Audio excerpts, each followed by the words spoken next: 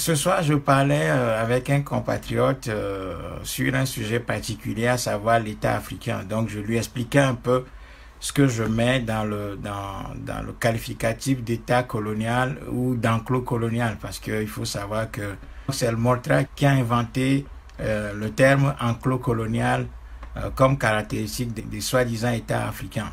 Donc, c'est pour nous quelque chose de particulièrement heureux de voir que ce terme enclos colonial se popularise et que des gens l'utilisent de plus en plus. Donc pour nous, c'est très important que cette notion, qui est notre invention, puisse être popularisée, relayée, et puis que ça tombe dans le domaine public, que chacun utilise cette expression qui est une création du Mortra. Donc l'État africain, c'est en réalité un État enclos colonial, et donc cette notion, ce soir, j'étais en train de discuter avec un compatriote qui me posait des questions là-dessus.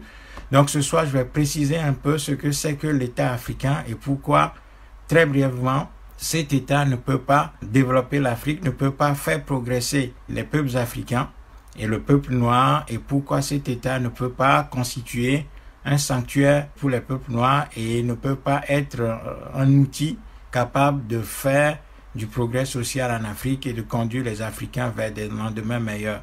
Et pourquoi est-ce que le Mortra dit régulièrement qu'il faut déconstruire et détruire cet État africain pour le reconstruire? Donc je vais donner 10 caractéristiques à l'État africain. La première chose qu'il faut savoir de l'État africain, première caractéristique de l'État africain, c'est un enclos colonial. Pourquoi est-ce que le Mortra qualifie les soi-disant États africains d'enclos coloniaux? C'est tout simplement parce que les États africains, dans leur existence depuis le 19e siècle, ce sont des constructions coloniales venant de la conférence de Berlin, ce qu'on appelle aussi le congrès de Berlin, qui a eu lieu fin 1884, au premier trimestre 1885.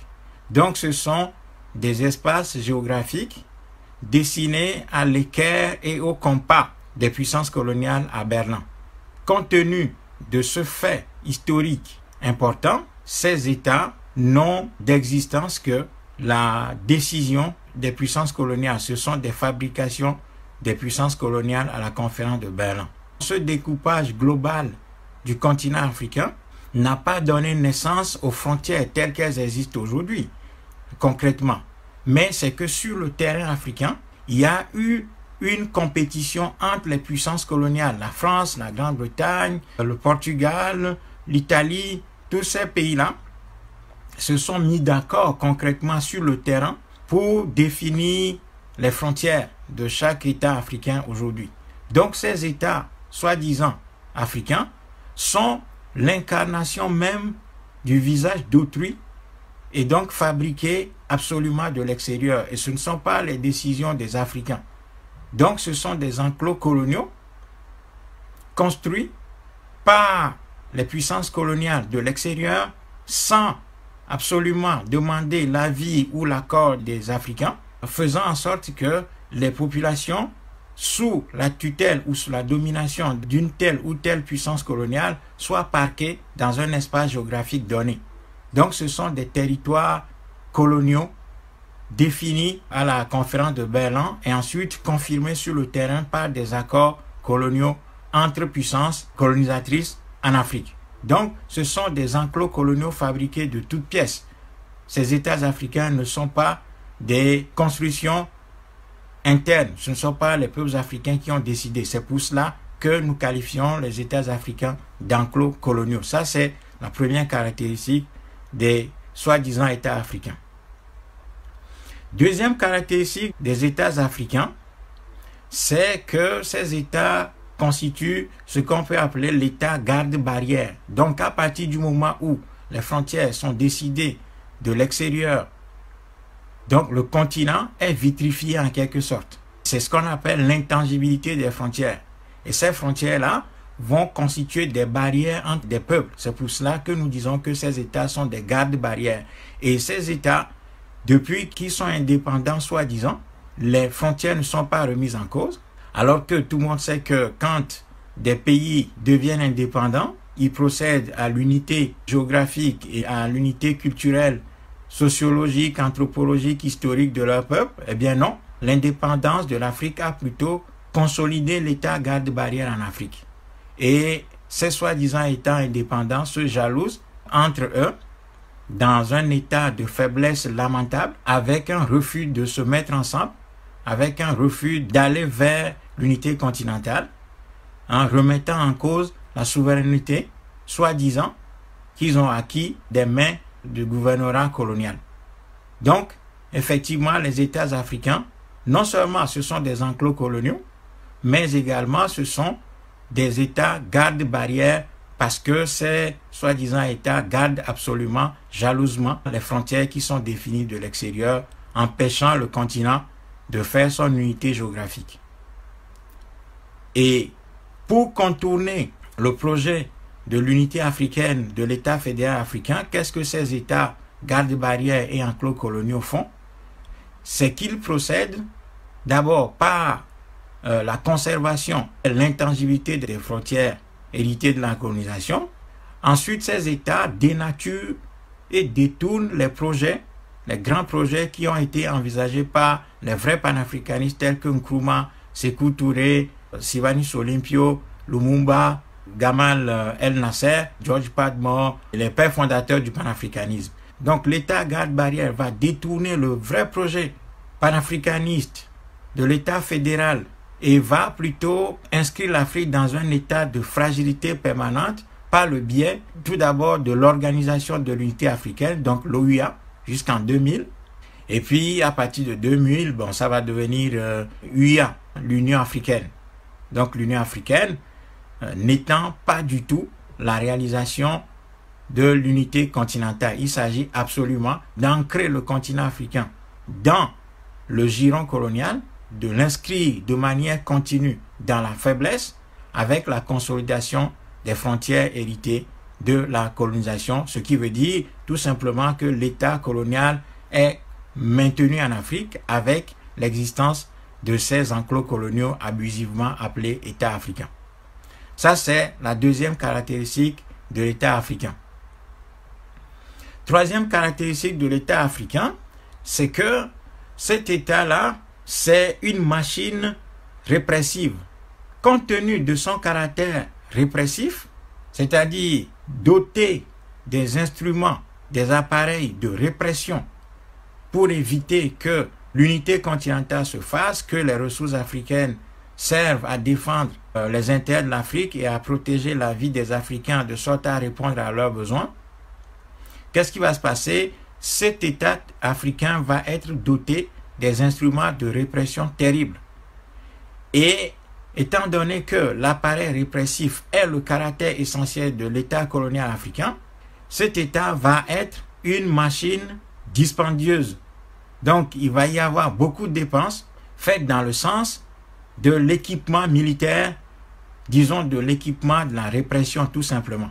Donc, un des caractères principaux de l'État africain, c'est d'être une machine répressive avec une carcasse abusivement appelée armée, qui est en réalité une garde prétorienne avec une police qui fonctionne comme une milice au service du gouverneur noir qui est en place, appelé abusivement chef d'État, avec sa cour et ses courtisans.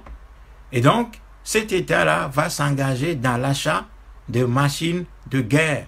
Pas de machines de guerre pour livrer des guerres extérieures, mais des machines de guerre pour tuer la population, pour éviter que cette population se constitue en une véritable contre-pouvoir capable à la fois de s'organiser pour reprendre la maîtrise physique de notre espace ainsi morcelé et désintégré, mais aussi empêcher les Africains de retrouver leur cohérence historique, leur cohérence géographique, pour aller vers la libération et la renaissance du continent africain.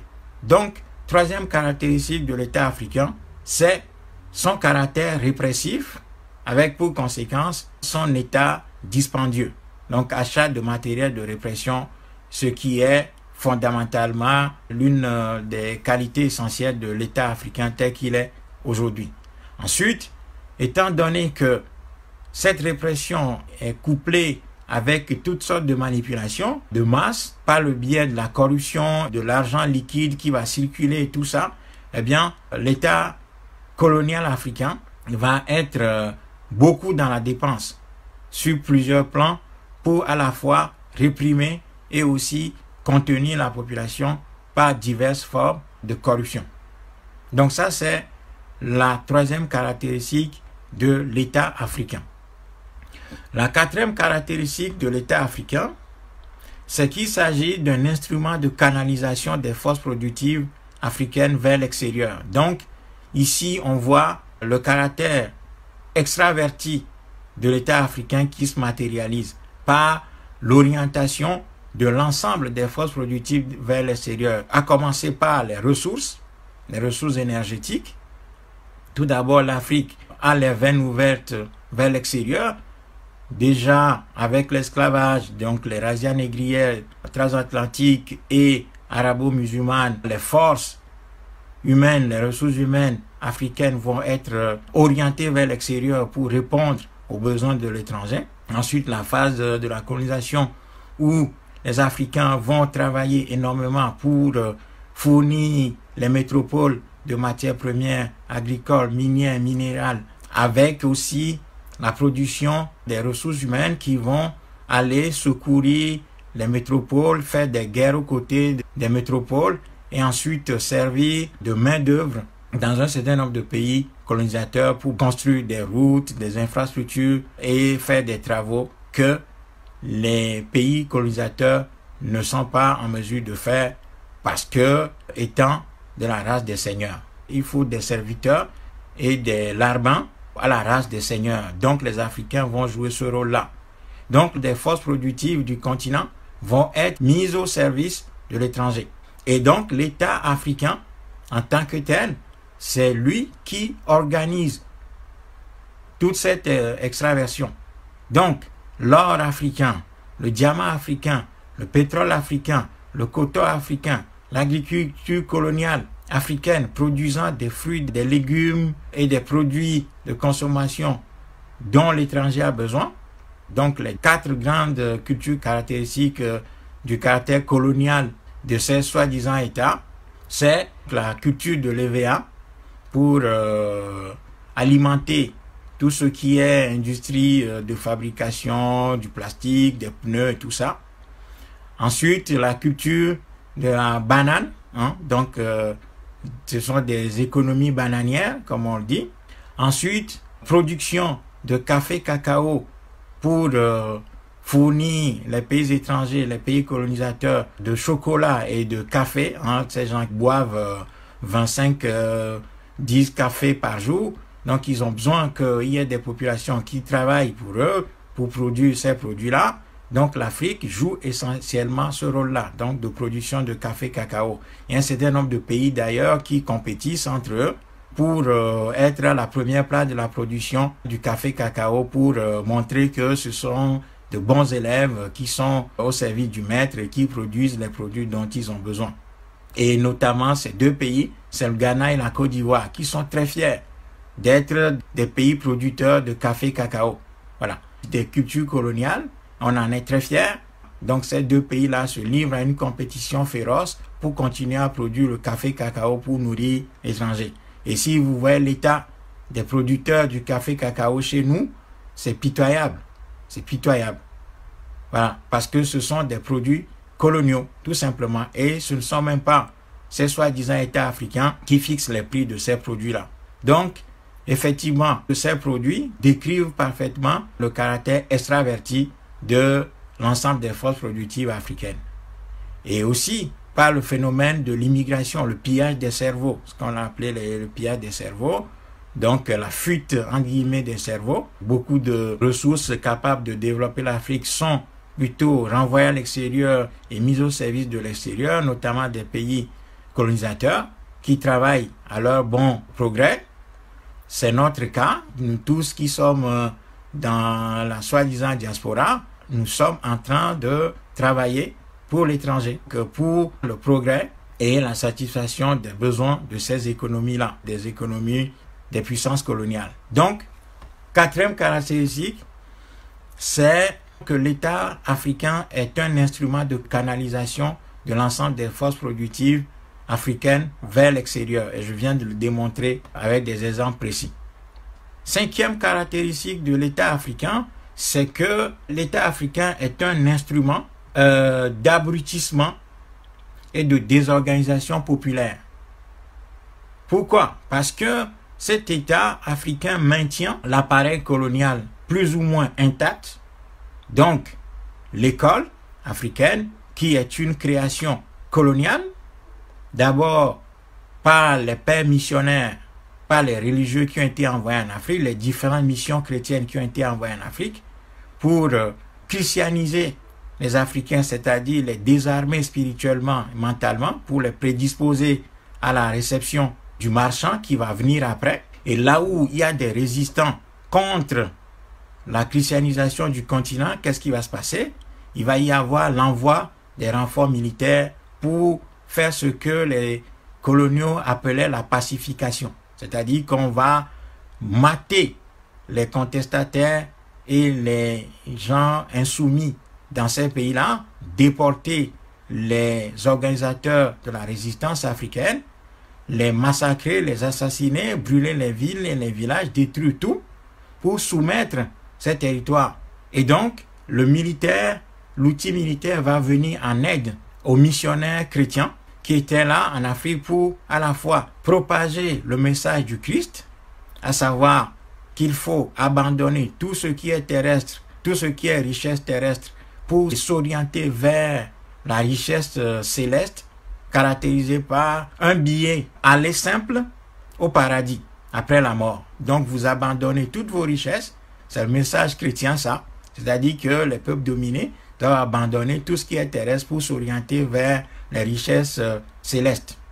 Donc, disons que l'école coloniale conçue tout d'abord par les pères blancs va être laïcisée ensuite à partir de 1854 avec la création de ce qu'on appelle l'école des otages, où on va à Dakar sous la conduite du gouverneur Faidherbe, qui est le père fondateur de l'école laïque, qui va d'abord créer ce qu'on appelle l'école des otages pour aller capturer les enfants des rois qui résistaient à la colonisation en Afrique, pour les former de sorte à les désarmer, de sorte à ce que ces enfants ne puissent pas opposer la même résistance que leur père ou leurs parents avaient opposé à la pénétration européenne, ce qu'on appelle la pénétration européenne en Afrique.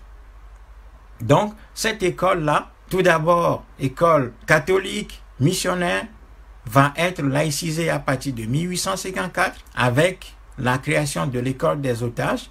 Puis, il y aura des réformes progressives pour vulgariser cette école de sorte à ce qu'elle soit étendue à l'ensemble de la population. Cet instrument d'abrutissement et de désorganisation de la société africaine va être maintenu après les indépendances. L'école coloniale africaine ne sera pas remise en cause fondamentalement avec l'idée de la démanteler tout d'abord pour ensuite la reconstruire. On va maintenir ce système scolaire. Donc l'État africain, dans sa réalité, va maintenir cet appareil en faisant simplement quelques saupoudrages appelés réformes. C'est le cas par exemple au Togo où on a connu ce qu'on appelle la réforme Agbeti-Afan, qui a consisté tout simplement à faire en sorte que 2 langues togolaises soient enseignées dans les écoles, et même de manière facultative. Ce ne sont pas des matières obligatoires, c'est facultatif. Donc l'évé et le kabyle vont être enseignés de manière facultative avec des moyens dérisoires mis à la disposition de ces langues-là pour les perfectionner, pour faire des recherches, pour les moderniser, pour ensuite en faire un instrument d'administration du pays. Ce sont des accessoires. Ce sont des langues qui ne sont enseignées que de manière accessoire avec très peu de moyens mis à leur disposition. De sorte que ces langues ne puissent jamais prospérer et concurrencer ce qu'on appelle les langues officielles qui sont traditionnellement l'anglais, le français, le portugais, l'espagnol et autres, et l'allemand. Donc, l'école va être maintenue en Afrique. Donc, 5e caractéristique, instrument d'abrutissement et de désorganisation avec maintien des instruments qui ont servi à désorganiser la société africaine. Donc l'école, ensuite la religion chrétienne va être maintenue, l'islam et tout ce qui va avec. Donc ils ont ces derniers temps, avec les religions born again financées massivement par Israël et les États-Unis d'Amérique, vont prospérer énormément en Afrique. Donc l'État africain encourage cet état d'abrutissement populaire et de désorganisation au travers de ces instruments qui sont des instruments coloniaux à la base. Ensuite, ces deux instruments, à savoir l'école et la religion, vont inscrire l'Afrique dans une situation d'acculturation. La culture africaine va être ainsi démantelée et ça continue avec les religions born again, les religions évangéliques et ainsi de suite, de sorte que si vous voyez l'état du continent aujourd'hui, on a l'impression que le continent est un asile psychiatrique à ciel ouvert où les gens déraisonnent, les gens dysfonctionnent, les gens, au lieu d'avoir une analyse rationnelle des problèmes qui se posent, vont être amenés à les spiritualiser, à leur donner des caractères spirituels, ce qui fait que si les problèmes que nous avons sont d'ordre spirituel, ça veut dire que c'est au-delà des compétences de l'humain. Donc, c'est des problèmes qui ont acquis une dimension spirituelle. Et donc, qu'est-ce qu'il faut? Il faut nécessairement l'intervention de Dieu, puisque face aux problèmes spirituels, l'homme, en tant que créature de Dieu, ne peut rien faire. Donc, le raisonnement qui va être très populaire en Afrique et qui fait des ravages énormes, ce qui fait que les rangs du combat sont très clairsemés. Il y a très peu de monde qui comprennent véritablement la situation et qui sont prêts à se donner véritablement pour la lutte, pour la libération du continent. Eh bien, beaucoup de gens vont être plutôt dans la prière, dans le jeûne, dans des manifestations religieuses pour essayer de trouver des solutions à des problèmes rationnels qui se posent à nous, des problèmes économiques, des problèmes qui sont d'ordre historique qui se posent à nous. On les analyse de manière spirituelle. Donc, il y a un désordre total qui est organisé ainsi par la culturation, le fait de rejeter notre culture, de nous donner des noms qui ne sont pas les nôtres, de rejeter les cultes africains, de rejeter la spiritualité africaine et de nous plonger comme des drogués, des malades mentaux dans des religions qui ne sont pas les nôtres. Donc, totale désorganisation sur le plan culturel et spirituel. Ensuite, j'ai dit tout à l'heure, j'ai parlé de l'agriculture coloniale. Donc, l'ensemble du mécanisme colonial va être maintenu. L'économie africaine, qui a la caractéristique d'être une économie productrice de matières premières pour alimenter l'industrie étrangère, qui lui fournit en retour des produits finis de basse qualité, mais vendus à prix très élevé, va être maintenue avec le franc CFA comme couronnement de ce système économique extraverti, puisque vous connaissez très bien l'histoire du franc CFA, qui est à l'origine créé en 1945 avec CFA défini comme le franc des colonies françaises en Afrique. Voilà quelques outils qui vont être maintenus. Donc, cinquième caractéristique, comme je le disais, État africain maintenant les instruments d'abrutissement et de désorganisation de la société africaine. Sixième caractéristique de l'État africain, c'est que l'État africain est un État bâtard et un État fêtard. Ça veut dire quoi? Ça veut dire que toutes les occasions sont bonnes dans ce type d'État pour faire la fête. Voilà. Cet État est bâtard et fêtard parce que, tout d'abord, comme je l'ai démontré à plusieurs reprises, et comme nous tous nous le savons, il n'y a pas d'indépendance en Afrique. Mais cet État va être le premier outil à fêter chaque année les indépendants de l'Afrique de manière idiote, de manière mécanique. C'est-à-dire qu'on fait la fête pour faire la fête, on ne réfléchit pas. Chaque occasion est bonne pour faire la fête et amuser les populations. C'est une volonté claire de faire en sorte que les gens soient plus orientés vers la danse, les fêtes, les réjouissances, ce qui en soi n'est pas une bonne chose puisque d'autres peuples aussi ont des fêtes et tout ça. Mais la caractéristique principale de l'État africain, c'est de faire la fête à tout va. Et à chaque fois qu'il y a une petite occasion, eh bien, il y a des journées chômées fériées payées, soi-disant. Si vous voyez très bien dans nos pays, soi-disant, il y a plus de jours chômés fériés qu'ailleurs. Alors que nous sommes dans une situation où le travail devait être encouragé. Ben non, on va plutôt encourager les fêtes. Donc les fêtes traditionnelles vont être des occasions pour paralyser toute l'administration, surtout si ces fêtes traditionnelles concernent le village natal du soi-disant chef de l'État. Eh bien, l'administration va être fermée. Tous les ministres vont être convoqués pour aller fêter avec le chef de l'État de manière forcée. Les administrations seront paralysées durant ces fêtes-là. C'est le cas du Togo où on a ce qu'on appelle les évalants. Durant une semaine, tout ce qui est la squelette de l'État colonial togolais se déporte à Kara pendant une semaine pour fêter, soi-disant, les évalants. Il en est de même pour les autres pays africains, soi-disant. Donc, chaque occasion est bonne pour faire la fête. Une victoire de l'équipe nationale est synonyme de fête. Un pays colonisateur qui apporte quelques sacs de riz, c'est signe de fête. On ouvre un petit dispensaire, une case de santé dans un village quelque part. C'est l'occasion pour faire la fête. Le soi-disant chef de l'État qui reçoit un président ou un ministre ou même un simple maire venant de la métropole, c'est l'occasion pour faire de la fête.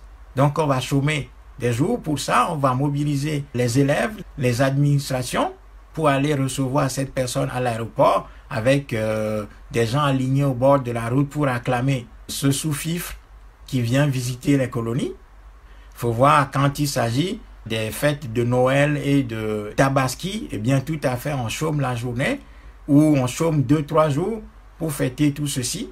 Et puis cet État africain va encourager, on l'a vu dans d'autres pays, ce qu'on appelait l'authenticité africaine. Donc l'animation, la danse populaire à la gloire du chef, des défilés gigantesques, des chansons composées à la gloire du roi. Ensuite, ils vont encourager aussi quelques griots africains qui vont chanter à leur gloire. On a vu par exemple des musiciens congolais qui chantent régulièrement à la gloire des dictateurs africains contre des espèces sonnantes et trébuchantes. Donc l'anniversaire du chef de l'État, c'est l'occasion même de la fête extraordinaire où on va composer des chansons à leur gloire. On a vu Bongo, les Yadema et tout. Bon, ces gens danser, les Sassou Nguesso, qui sont les rois de la fête. Ce sont des jet-setters de manière excessivement coûteuse. Donc, sixième caractéristique de l'État africain, État bâtard et fêtard à toute occasion pour amuser les masses populaires. Septième caractéristique de l'État africain, c'est l'État mimétique. Donc, l'État imitateur. État imitateur, tout d'abord, dans ce qu'on appelle les constitutions africaines. Donc, les constitutions africaines seront taillées exactement sur le modèle de la constitution des métropoles, avec au sommet un chef d'État qui est le représentant de ce qu'on appelle l'État, avec une conception de l'État qui n'est pas la conception africaine, mais la conception despotique de l'État occidental, puisque il ne faut pas oublier d'où viennent les États occidentaux modernes. Ce sont des États qui sont à l'origine des États royaux et despotiques. Il ne faut jamais l'oublier. Donc c'était des rois et des dictateurs qui gouvernaient l'Europe et l'Occident d'une manière générale. Ce sont des rois tyranniques qui ont des conceptions unipersonnelles du pouvoir, très personnelles du pouvoir, dont le roi Louis XIV était l'incarnation, qui disait d'ailleurs que l'État c'est moi. Donc Louis XIV qui disait que l'État c'était moi. Donc, première sous-caractéristique dans cette rubrique de l'État mimétique et imitateur, c'est la constitution africaine qui sera taillée sur le modèle des constitutions des pays occidentaux avec une conception despotique du pouvoir, avec au sommet un chef d'État qui est la figure représentant cet État colonial, avec comme modèle l'État colonial français et occidental caractérisé par le roi. Ensuite, donc de la Constitution, on va avoir un gouvernement avec un premier ministre, exactement. Donc l'ensemble des institutions va être calqué sur le modèle des pays colonisateurs. Donc avec un gouvernement et ainsi de suite. Et puis l'administration va obéir exactement aux mêmes règles que celles des pays étrangers et colonisateurs. Ensuite, le découpage territorial, ça c'est un élément très important. Le découpage territorial va obéir exactement au découpage des pays colonisateurs. Donc, il y aura des régions, des préfectures, des départements, des choses comme ça qui n'ont aucune signification dans le contexte africain. Il va y avoir une administration avec l'idée de ce qu'on appelle la décentralisation et la déconcentration du pouvoir, avec une pratique du droit administratif qui va être exactement sur le modèle des métropoles. C'est pour ça d'ailleurs que le droit administratif qui est enseigné en Afrique, c'est clairement le droit administratif colonial. Et c'est d'ailleurs l'ensemble de l'enseignement, c'est l'enseignement colonial avec des notions tout à fait qui n'ont rien à voir, qui n'ont aucun sens dans le contexte africain et que les étudiants ne comprennent même pas. Voilà. Parce que le modèle, c'est le modèle français ou le modèle britannique ou le modèle portugais ou le modèle belge. L'État imitateur à la fois constitution, administration du territoire, donc il y a les municipalités et tout ça qui vont être aussi construits. Et toutes ces institutions vont neutraliser et détruire la chefferie traditionnelle africaine qui est plutôt l'institution qui représente les populations et qui veille à leur bien-être. Donc, l'ensemble de ces conceptions-là venant de l'étranger va plutôt neutraliser la conception africaine du pouvoir. Les chefs traditionnels vont être relégués au deuxième, troisième plan, vont être plutôt utilisés dans des moments précis, notamment dans des moments électoraux, pour alimenter la fraude en faveur du dictateur en place. Donc, neutralisation des instruments par lesquels les Africains résolvaient leurs conflits internes et allaient vers le progrès dans la société africaine. Ensuite, le caractère mimétique et imitateur de l'État africain va se matérialiser par les atours du pouvoir. Donc, les fastes, le palais du président et le siège du gouvernement, le premier ministre, tout ça va s'apparenter exactement à ce qui est dans les métropoles, avec une présidence, une primature, des ministères, où tout manque quasiment. Mais la présidence va avoir un budget énorme pour s'équiper en fauteuils bourrés, dorés, exactement comme à l'Élysée, dans la métropole, avec un décor doré, des fastes, des serviteurs, une cuisine, donc les atours, tout ce qui peut s'apparenter dans les formes au pouvoir dans les métropoles. Voilà, avec le tapis rouge. Donc tout ça va être copié, va être imité. Alors qu'en réalité, ces pouvoirs-là, ce sont des pouvoirs coloniaux. Voilà, tout simplement, ce ne sont pas des puissances. Donc le chef de l'État, il va avoir un fauteuil qui ressemble au fauteuil d'Emmanuel Macron. Et dans cette logique d'imitation, donc de caméléon, les dictateurs africains vont copier leurs metteurs en scène étrangers en se mettant dans des costumes avec 40 degrés à l'ombre. À chaque occasion qu'ils sortent, ils doivent être en costume, d'une manière générale, sous la chaleur africaine atteignant 40 degrés au moment où il fait vraiment chaud en Afrique. Et puis, bon, la conséquence de ça, c'est que, bon, il va y avoir une climatisation excessive des voitures, des palais, de l'ensemble des bâtiments où le chef de l'État, soi-disant, est, et ses sous-fifres sont des toilettes qui sont climatisées, les WC climatisés pour des ministres, etc. Et quand le dictateur sort, on doit climatiser où il va, ou bien on doit mettre des ventilateurs géants pour le ventiler. Et ces gens ne se font même pas habiller par les couturiers africains, hein, par les tailleurs africains, ils se font habiller par les Hugo Boss, les Karl Lagerfeld et les plus grands couturiers du monde, les Christian Dior, etc. Huitième caractéristique de l'État colonial africain, c'est que l'État africain est une machine à fraude et une machine de pillage énorme. Donc, toutes les fraudes possibles sont réalisées par l'État africain. Donc, c'est l'une de ses caractéristiques, c'est d'être une machine à fraude sur tous les plans. Je ne vais même pas développer. Il s'agit de la fraude électorale jusqu'à la fraude la plus minime dans la rue. Donc, la répression, les impôts, les taxes, les forces de l'ordre qui raquettent.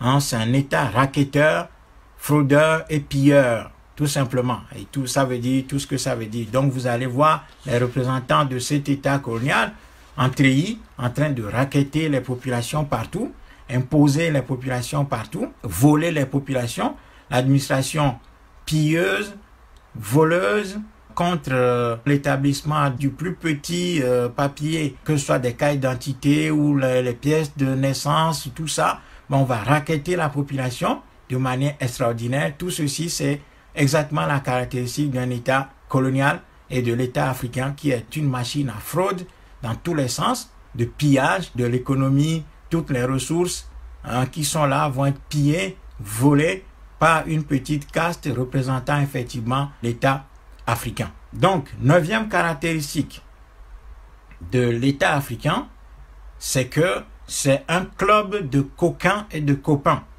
Donc, ce sont des gens qui ont les mêmes fréquentations, qui se cooptent entre eux, qui ont les mêmes conceptions du vol, du pouvoir et de l'exercice de ce pouvoir volé, et qui ont le sang comme signe distinctif. Et ces gens sont dans des réseaux ésotériques.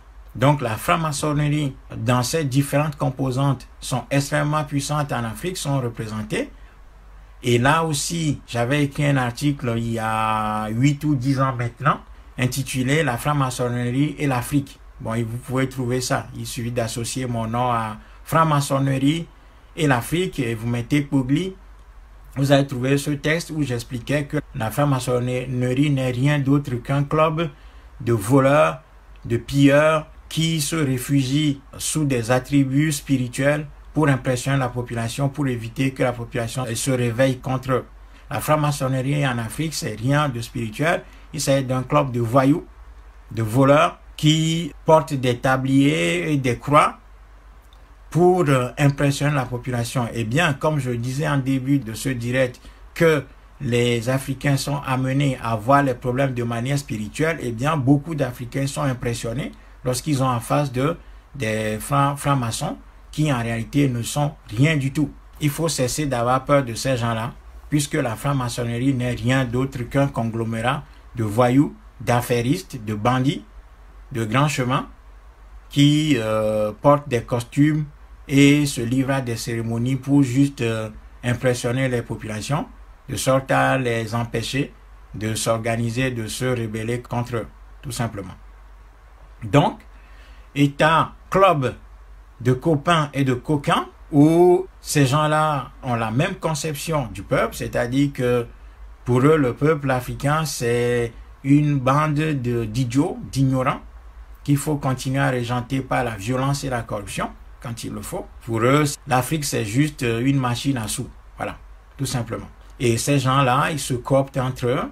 Ce sont des amis, des copains qui se connaissent, et qui se connaissent de longue date d'ailleurs, et puis qui ont en partage des idées qui visent à faire en sorte que l'Afrique continue dans son état de colonisation. Et puis, ces gens-là sont dans des choses extraordinaires, dans des orgies, dans des... Vous ne pouvez pas imaginer ce que ces gens font entre eux. Donc, c'est des copains coquins entre eux. Ils s'échangent leurs femmes, ils font des choses vraiment extraordinaires, quoi. C'est abominable ce que ces gens-là font entre eux. C'est comme ça que ces gens-là conçoivent le pouvoir.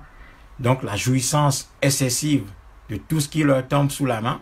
Et puis, tout ceci caractérisé par une impunité absolue, puisque ce sont des copains entre eux. C'est un monde d'entre-soi, caractérisé par une impunité totale, avec les instruments qui les protègent les uns les autres, avec une machine qu'on appelle la justice, qui est entre les mains de copains, qui protège énormément tous ces gens-là. C'est un cercle fermé entre eux, où toutes les institutions protègent ces copains à condition qu'ils soient dans le cadre tracé par le chef de l'État et ses amis qui l'ont mandaté depuis l'extérieur. 10e caractéristique de l'État africain, c'est que l'État africain est un appareil dépensier. Donc, beaucoup d'argent dépensé pour des choses complètement inutiles. Ces dépenses-là sont en réalité des circuits de corruption et de pillage. Donc, on va monter des projets, des choses, des budgets, on va allouer de grands budgets à des projets inexistants, à des chantiers, et qui ne verront jamais le jour, ou bien qui verront le jour, mais qui ne seront jamais aboutis, qui ne vont jamais finir. Et puis l'argent va être partagé entre ces gens-là. Donc l'État africain caractérisé par cet attribut d'outils dépensiers pour un rien, affaiblissant énormément les recettes et les ressources du pays au profit d'une petite minorité que je viens de qualifier de club de copains et de coquins, tout simplement. Donc voilà les 10 caractéristiques, les 10 attributs de l'État africain. Si vous voulez, je les répète en conclusion. Alors, première caractéristique de l'État africain, c'est d'être un enclos colonial. Ensuite, l'État africain est un État garde-barrière.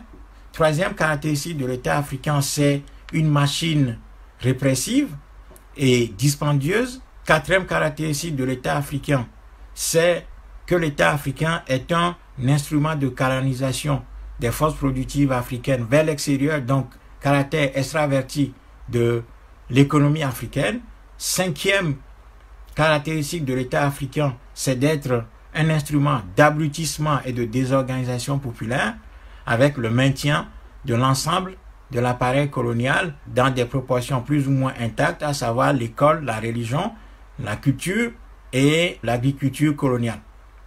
Sixième caractéristique de l'État africain, c'est d'être un État bâtard, un État fêtard. Ensuite, septième caractéristique de l'État africain, c'est d'être un État mimétique, imitateur, recopiant platement les atouts du pouvoir dictatorial issu de la conception occidentale du pouvoir, à savoir un État despotique avec la conception du pouvoir comme Louis XIV qui disait que l'État c'est moi. Donc avec tous les attributs qui vont avec, donc l'habillement, l'accoutrement qui va avec, donc les dictateurs africains et leurs serviteurs, leurs cours vont imiter le pouvoir occidental dans ses atours, tout simplement. Par le biais de la Constitution, les textes qui régissent le pays, soi-disant, et aussi, surtout, l'administration du territoire qui va se fonder sur ce que les pays colonisateurs ont comme administration et comme découpage territorial, à savoir les préfectures, les régions, les départements. Donc l'État africain va copier tout ceci sans aucune considération des réalités locales. Huitième caractéristique de l'État africain, c'est que l'État africain est une machine à fraude. Donc c'est un État fraudeur, pilleur, voleur dans tous les sens du terme. Et ça se voit à l'œil nu dans les rues africaines, partout. Voilà. Et vous allez voir tous ceux qui appartiennent à cet État africain sont les riches, c'est eux qui disposent des richesses et qui bâtissent des immeubles, qui ont des voitures les plus luxueuses, etc., qui vivent bien, qui climatisent leur maison, leur cuisine, leurs toilettes, ainsi de suite. Et puis, neuvième caractéristique de l'État africain, c'est que l'État africain est un club de coquins et de copains, un monde d'entre-soi qui se protège par les institutions qu'ils ont à leur possession, avec des réseaux ésotériques, soi-disant, des réseaux maçonniques pour tromper la conscience du peuple, pour donner l'impression qu'ils sont des spiritualistes et qu'on doit les craindre, alors que les francs-maçons africains ne sont qu'un club de voyous, de voleurs, de bandits de grand chemin, avec un accoutrement et des cérémonies visant à déstabiliser mentalement le peuple africain qui a l'habitude de spiritualiser tous ces problèmes. Et donc ces gens jouent sur ce que nous avons nous-mêmes comme conception de nos problèmes, à savoir que ce sont des problèmes spirituels et que l'homme ne peut rien faire face à ces problèmes sauf à attendre l'intervention divine. Donc ces gens-là, ils jouent sur cette notion-là en allant chercher des choses telles que la franc-maçonnerie pour venir influencer le mental des Africains, alors qu'en réalité, il n'en est rien. C'est un club de voyous.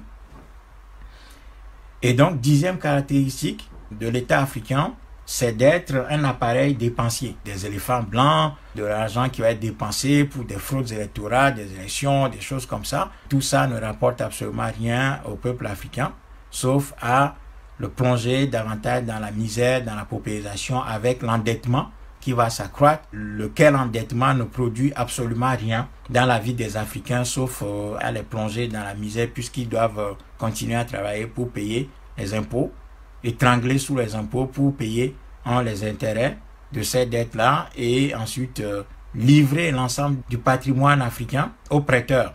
Voilà les 10 caractéristiques de l'État africain dans sa réalité. Et compte tenu de ces caractéristiques que nous venons d'énumérer, l'État africain ne peut pas donc conduire les Africains au progrès. C'est absolument exclu. Quand vous avez un État comme ça qui a ces caractéristiques, cet État-là ne peut pas conduire les Africains au progrès. Cet État que nous venons de décrire n'est pas en mesure d'organiser des élections transparentes. Cet État-là n'est pas en mesure de conduire une transition en Afrique pour amener les Africains vers une période florissante. C'est impossible. Un État qui a de tels attributs ne peut pas être sincère, ne peut pas être honnête, ne peut pas conduire les Africains vers la cohésion. Un tel État ne peut pas organiser des élections honnêtes et transparentes. Donc c'est vain, c'est une perte de temps. C'est pour ça que nous disons que c'est une perte de temps et d'énergie que de vouloir s'inscrire dans des élections.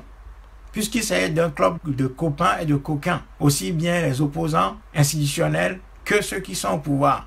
Et les élections sont des occasions qui permettent à ces gens-là de faire tourner leur industrie de production de casquettes, de t-shirts, de gadgets, de faire travailler leurs entreprises, les entreprises de leurs cousins, de leurs amis, de leurs copines, de leurs copains, qui sont des prestataires de services avec la location de chaises, de bâches, d'imprimerie, où on va imprimer des bulletins ou des choses comme ça. Donc l'élection est une vaste affaire. C'est un business énorme.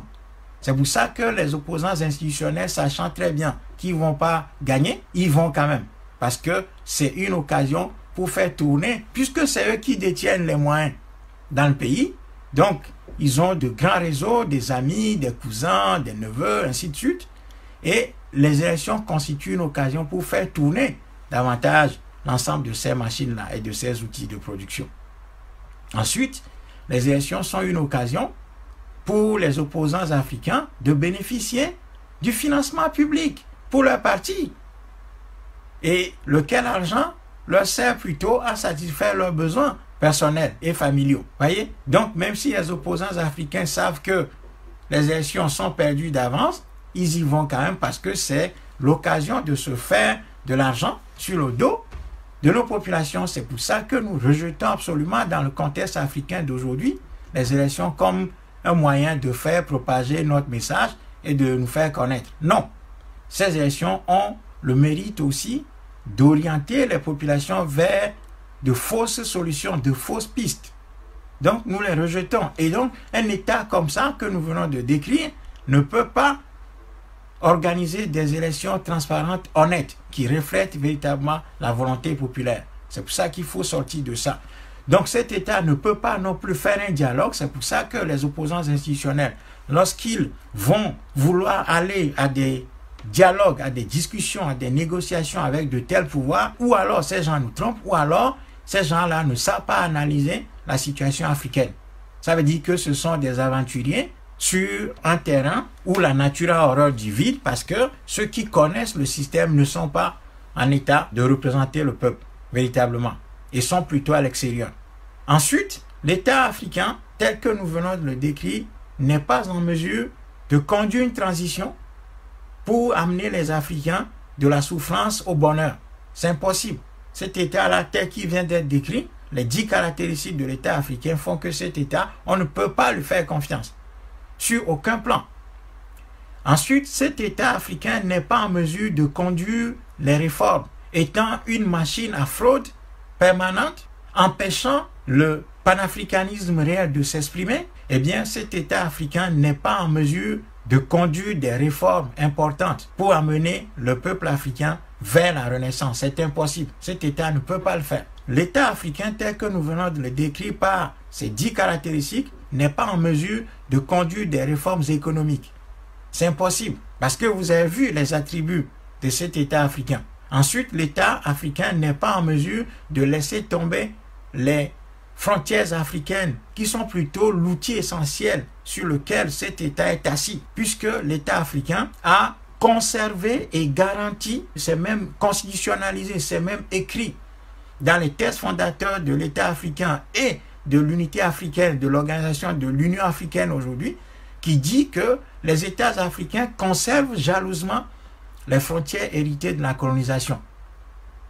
Donc, absolument, l'État africain, garde-barrière, enclos colonial, ne peut pas nous orienter vers l'unité continentale. Donc, quand ces gens-là se retrouvent de sommet en sommet pour dire qu'ils travaillent pour l'unité africaine, c'est que nous sommes naïfs pour véritablement les croire. Pour croire que ces gens-là sont en train de construire une unité africaine, alors que ces gens sont justement la représentation de l'intangibilité, c'est-à-dire du caractère inamovible des frontières héritées de la colonisation.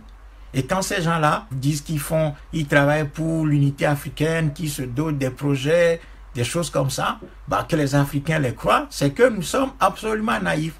C'est que nous sommes absolument naïfs et nous refusons d'analyser véritablement la situation africaine de manière froide et calme pour voir que ces gens sont en train de nous enfoncer dans des abîmes de la division, du morcellement, plutôt que de nous approcher de l'unité africaine.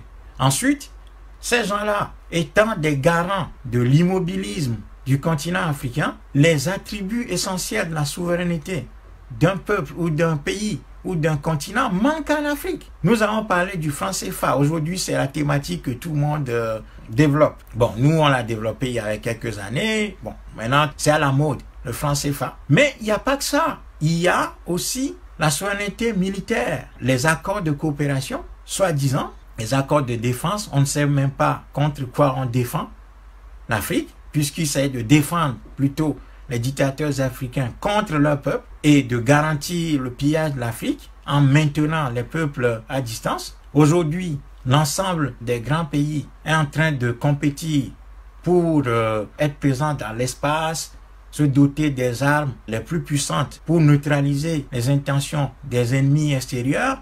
L'Afrique est totalement absente de ce jeu-là.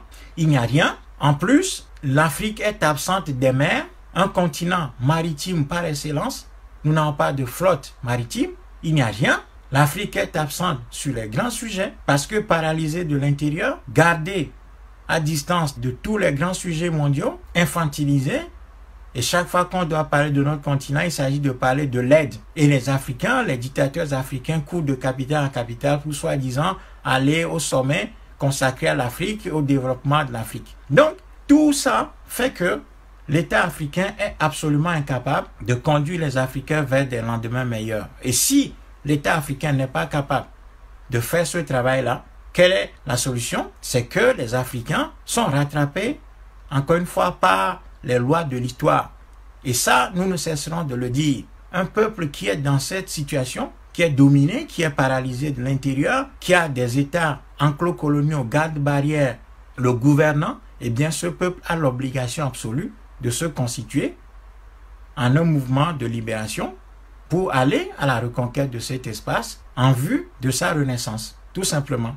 Et une fois qu'on dit ça, ça veut dire que chacun de nous a un devoir, c'est-à-dire après avoir compris la situation, eh bien, chacun de nous a un devoir. Il faut viser grand, mais commencer petit. C'est-à-dire que notre situation est telle que nous sommes obligés de passer par des étapes très étroites et de petitesse dans l'action, parce qu'aujourd'hui, nous ne sommes pas capables de nous doter de grands instruments de combat tout de suite. Donc, il faudra que chacun, à son niveau, essaie de trouver 2, 3, 4, 5, 10, 20, 30, 50 personnes autour de sa personne pour essayer de partager nos idées et puis d'essayer maintenant de dégager une structuration. Et sur la base de cette structuration, maintenant, nous allons essayer de recruter du monde pour aller de l'avant dans la construction d'un mouvement puissant de libération à l'échelle continentale pour libérer nos pays, détruire l'État colonial africain pour le rebâtir sur d'autres bases. Et ça, c'est une loi, un principe auquel nous n'allons pas échapper. Nous avons beau chercher des solutions alternatives par la prière, par le jeûne, par l'appel aux réformes, par des marches pacifiques de protestation dans les rues, par des élections répétées qui ne sont que des occasions d'affaires et de trucage énormes. Nous pouvons vouloir obtenir des diplômes, je ne sais de quelle école. Nous pouvons vouloir appeler le pape au secours, appeler Macron au secours, appeler Trump au secours, avoir des ministres noirs dans des gouvernements français, britanniques, italiens, pour soi-disant dire que les noirs sont ainsi en train d'évoluer.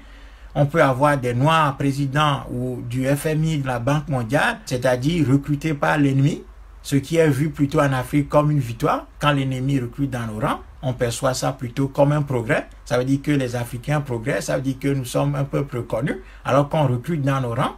Hein, l'ennemi, l'adversaire recrute dans nos rangs. Les Africains interprètent ça comme une victoire de nos peuples, ce qui est quand même extraordinaire. Et donc, on peut s'imaginer toutes les solutions possibles. Il n'y aura pas de solution aux problèmes africains tant que les Africains ne décideront pas de construire un puissant mouvement de libération. C'est clair. C'est clair ça. Nous pouvons chercher midi à 14 h. Nous n'aurons pas de raccourci nous conduisant à la liberté. Et c'est pour ça qu'il est fondamental d'analyser l'État africain dans sa réalité, comme je viens de le faire, sur la base de ces 10 caractéristiques, les 10 attributs de l'État africain, pour aboutir à l'idée centrale qui est que nous sommes tenus de construire de vastes mouvements de libération sur l'échelle continentale pour nous libérer des enclos coloniaux, abusivement appelés les États africains, détruire la gouvernance despotique qui est en Afrique pour refonder le pouvoir sur les vraies valeurs endogènes africaines, caractérisées par la chefferie traditionnelle africaine qui avait 2 vertus principales, à savoir la justice et la vérité au service des populations, pour ensuite rebâtir l'État africain à l'aune d'une nouvelle constitution avec des constituantes qui seront mises en place après la destruction de l'État colonial pour réécrire les constitutions de nos pays, pas sur le modèle britannique ni américain ou tout ça, mais sur l'ensemble de notre parcours historique et sur le roc de nos valeurs culturelles endogènes. Voilà le travail qui nous attend. Donc, plus nous traînons à faire ce travail-là, chacun à son niveau, plus la situation va s'aggraver, plus les dictateurs africains vont s'enraciner et plus la situation humanitaire, sociale, économique sera catastrophique en Afrique, de sorte que les Africains n'auront pas d'autre choix que de fuir le continent et de tomber dans les mailles de la police des frontières sur la Méditerranée, périr dans le désert, crever sous le soleil chaud, asséché par le soleil dans le désert du Sahara et ensuite servir de repas aux requins sur la Méditerranée. Et ceux qui, en guillemets, auront la chance de franchir ces obstacles-là, finiront comme des serviteurs dans les pays occidentaux en faisant des travaux subalternes. C'est ça la réalité du monde. C'est ça notre réalité. Donc si nous voulons nous affranchir de tout ceci pour reconstruire l'Afrique, nous n'avons pas d'autre choix que de nous inscrire dans la logique de la constitution, de la mise en place d'un mouvement révolutionnaire à l'échelle continentale dans chacun de nos enclos pour faire un travail de fond auprès des masses populaires. Parce que, quoi qu'il en soit, ces masses populaires, ce sont elles qui détiennent le pouvoir, mais elles sont actuellement endormies et maîtrisées. Donc, il faut réveiller ces masses populaires. Il faut les réveiller, les organiser, les structurer, ce que nous appelons le renforcement de leurs capacités révolutionnaires, qui sont endormis actuellement et neutralisés par différentes formes de répression et de corruption. C'est ça que l'histoire nous enseigne comme voie de salut pour l'Afrique. Et il n'y aura pas d'autre voie. Nous pouvons continuer à nous amuser. Nous pouvons continuer par prendre ce message-là comme un message des gens, des illuminés, des lubies, des gens qui sont là et qui amusent la galerie. Nous n'aurons pas de solution en dehors de celle-là. Donc, plus vite nous nous activons dans ce sens, mieux c'est pour nous. Et donc, chacun de nous qui est convaincu par ce message doit commencer un travail autour de sa personne, de rassemblement, tout d'abord des ressources humaines. Même si vous êtes 2, même si vous êtes 3, il faut commencer l'analyse et la structuration. Ensuite, nous sommes à votre disposition pour venir vous renforcer parce qu'il y a certaines choses que nous ne dirons jamais sur Internet, sur les réseaux sociaux. On ne les dira jamais. Il va arriver un moment où nous devons nous rencontrer pour aller de l'avant. Mais le premier travail, le travail de base, c'est d'abord la constitution autour de chaque individu d'un petit noyau, puisque les grands changements historiques sont d'abord l'affaire d'un petit noyau d'hommes convaincus de leurs responsabilités et de leurs devoirs, et qui sont conscients des lois de l'histoire. Donc voilà la solution. Nous n'avons pas d'autre solution. Si des gens croient que nous sommes ici pour parler des élections, qu'il faut réformer, faire des élections sous l'ONU ou bien l'Union européenne, faire en sorte que ce soit le prélat qui organise plutôt les élections au lieu du ministère de l'Intérieur, d'une commission électorale réformée avec 5 opposants et 5 du pouvoir, tout ça là. Ça ne nous intéresse pas du tout. Nous ne sommes pas dans ces schémas-là. Il y a d'autres personnes et d'autres endroits où vous pouvez trouver ces réflexions, mais pas chez nous. Le mantra est très clair. Nous sommes dans la grande histoire et nous avons compris les raisons pour lesquelles notre peuple se trouve dans cette situation. Et nous avons procédé à une analyse historique de notre situation. Nous avons compris que le vrai problème qui nous confronte, c'est que notre peuple est sorti de l'histoire et qu'il va falloir réintégrer notre peuple dans l'histoire. Et pour ce faire, nous avons besoin nécessairement de passer par l'étape de sa libération pour aller vers sa renaissance. Voilà.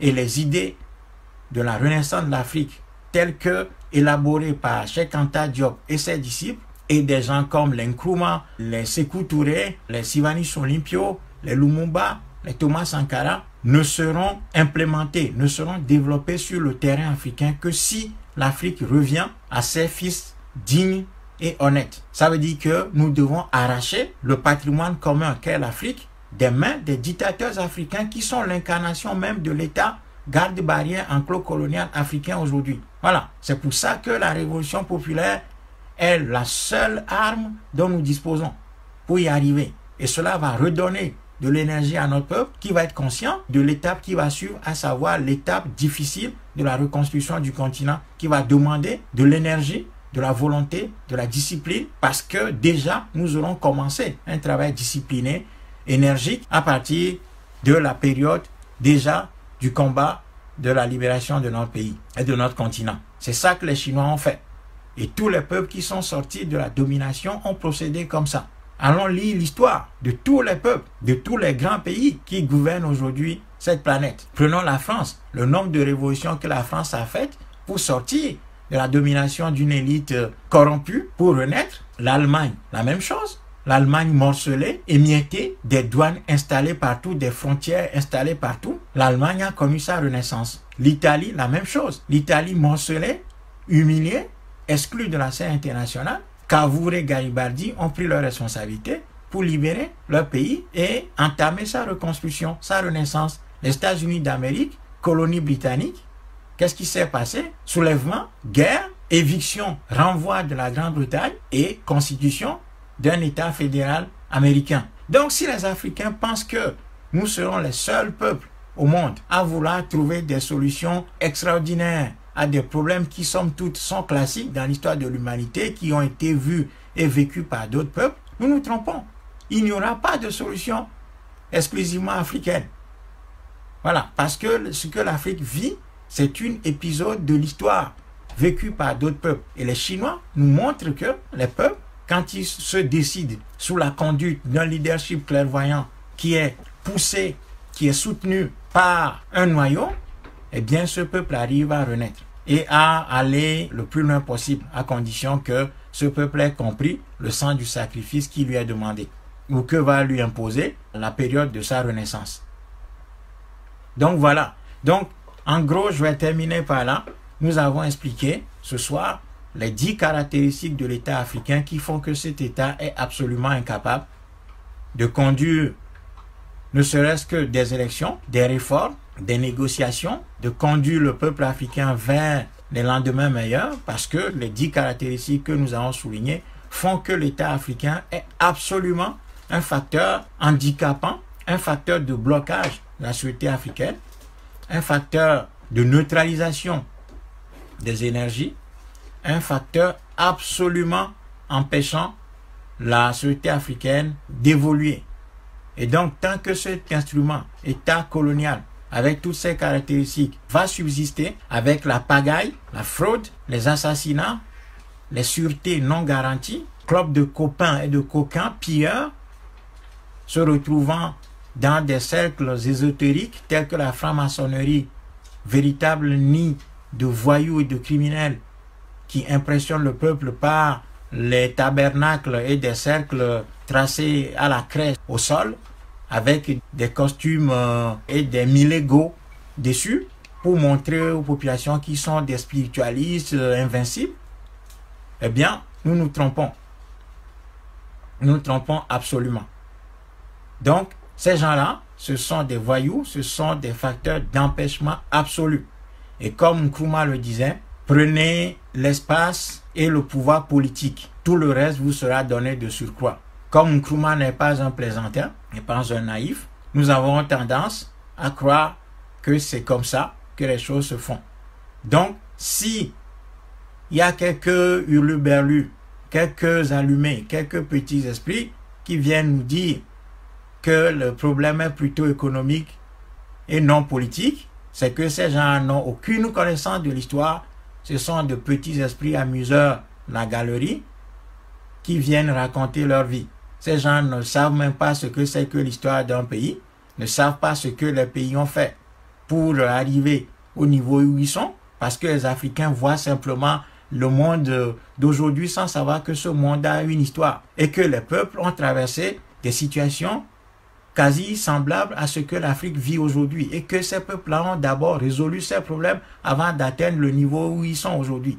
Donc les gens, quand ils voient les pays occidentaux aujourd'hui fonctionner tel qu'ils fonctionnent, ils pensent que c'était naturel, que ce n'est pas des luttes, ce ne sont pas des luttes qui ont conduit à cet état d'organisation de ces sociétés. Donc les gens, ils prennent les choses comme ça, comme argent comptant, sans savoir qu'il y a une histoire derrière. Eh bien, il faut se départir de ces faux prophètes, de ces petits analystes qui ne comprennent absolument rien, qui ne savent pas que les peuples ont une histoire, qui ne savent pas que la conquête de l'espace géographique est le fondement de l'histoire, de petits esprits qui ne savent pas que c'est la géographie qui fait l'histoire et non le contraire, et qu'avant même qu'un pays ne reconstruise son économie, qu'il a besoin de lutter pour reconquérir son pouvoir de décision, puisque c'est le pouvoir de décision qui conditionne la suite de ce qu'on va changer ou pas, eh bien ces gens sont dans un monde totalement onirique, fait de rêves paludiques. Donc il ne faut même pas perdre notre temps avec ce type de personnage qui vient amuser la galerie. Concentrons-nous sur le travail qui nous attend, c'est-à-dire la constitution des noyaux, des nids de la révolution populaire partout où nous sommes, en commençant par mobiliser les ressources humaines. Ça fait des années que je dis ça. Quelques personnes pensent qu'on se répète inutilement. Tant mieux.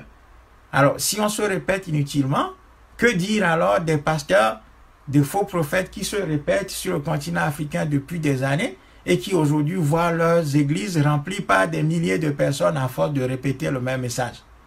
Les témoins de Jéhovah qui se multiplient en Afrique, qui répètent le même message depuis des siècles, ils continuent.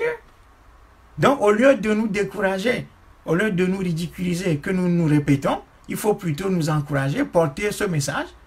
Et d'ailleurs, je précise que ceux qui disent qu'on répète le même message, ça veut dire quand même qu'ils nous écoutent, ce qui est une bonne chose. À moins d'être des gens qui aiment s'auto-flageller, je ne vois pas pourquoi ces gens nous suivent depuis 10 ans. Et de constater que nous disons la même chose depuis 10 ans. Donc, quelque part, ces gens-là, ils sont contents de nous entendre tous les jours. Donc, continuons notre petit bonhomme de chemin. Il ne faut pas s'alarmer, il ne faut pas avoir peur, il ne faut pas avoir d'inquiétude. Nous devons être sereins parce que nous appartenons à un grand peuple. Mais un grand peuple qui est défait et qui est soumis actuellement, qui est désintégré.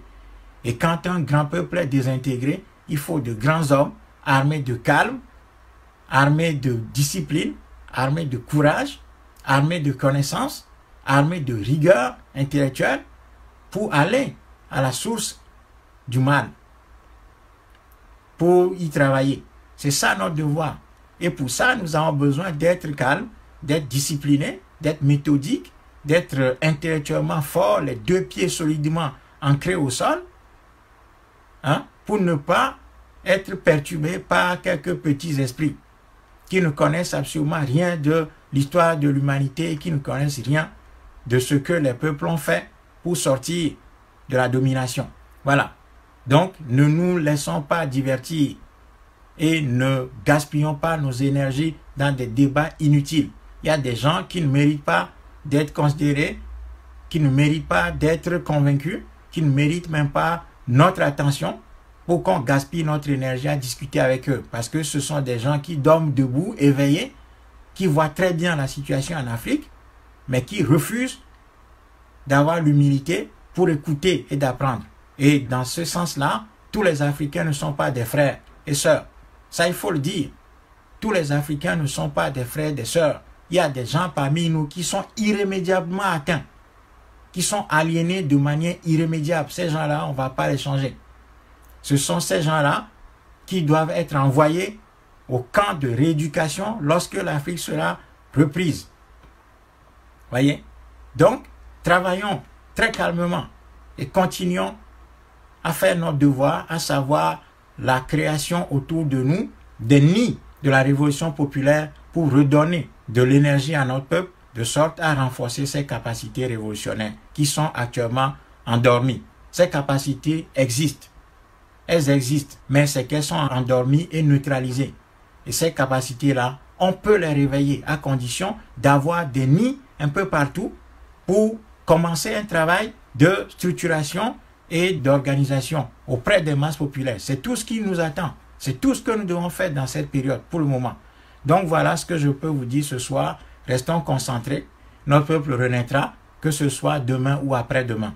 Il n'y a pas de raison que le peuple ou le continent qui a vu l'homme naître et qui a vu l'homme faire ses premiers pas ne puisse pas renaître de ses cendres. Ce peuple va renaître, mais tout dépend de la constance avec laquelle nous travaillons, de la foi avec laquelle nous travaillons, de notre capacité d'organisation et de notre radicalisme froid.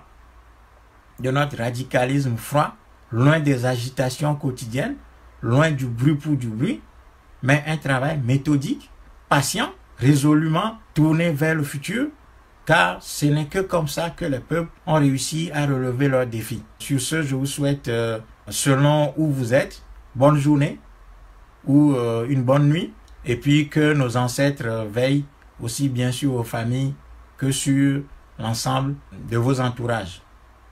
Continuons notre travail, nous y arriverons.